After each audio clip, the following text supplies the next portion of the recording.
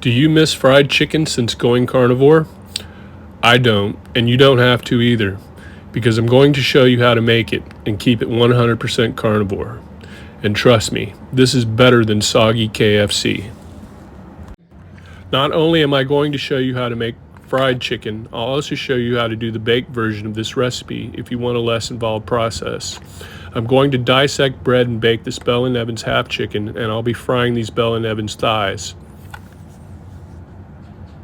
Start by setting up a breading station.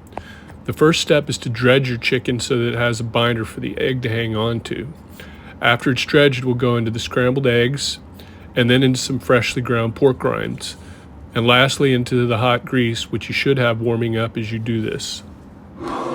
Flour or cornmeal is usually used for dredging, but after lots of trial and error, I've found lightly sprinkled collagen powder works great. Just don't add too much, because too much can give your food a slimy texture. This cheese shaker works great for doing this. Make sure to get both sides of the chicken.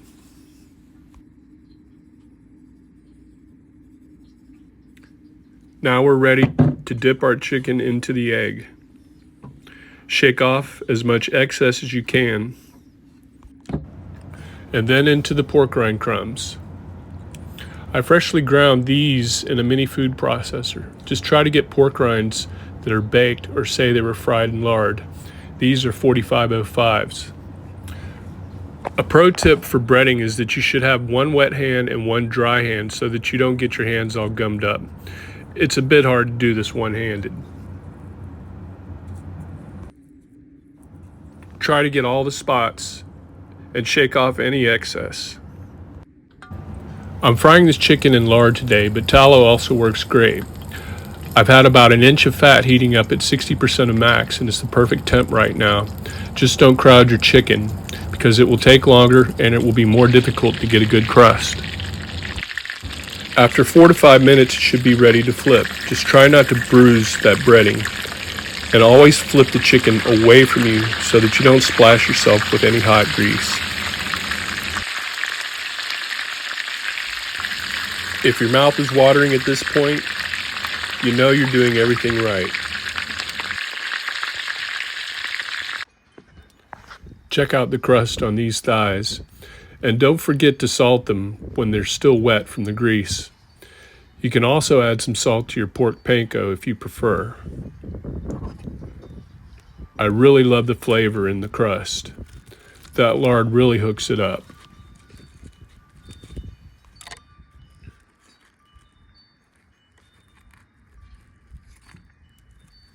Just listen to this crunch.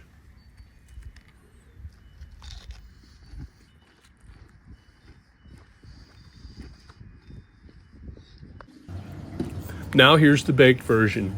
I'll be honest and tell you that I put a tiny bit too much collagen on this chicken. It's not easy to try to sprinkle evenly and keep my camera in focus and on the chicken. It's not the end of the world, but it will prevent the best possible texture.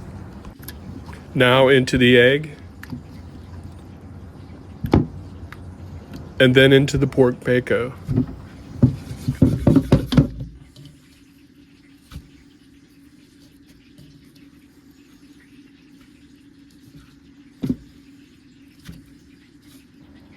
Put your breaded chicken on a baking dish with parchment paper and then into a 350-degree oven for about 45 minutes or until the internal temperature is 165 degrees plus. And here's the result. The top looks better than the fried, but the bottom is a little gummy from the juices running onto the paper.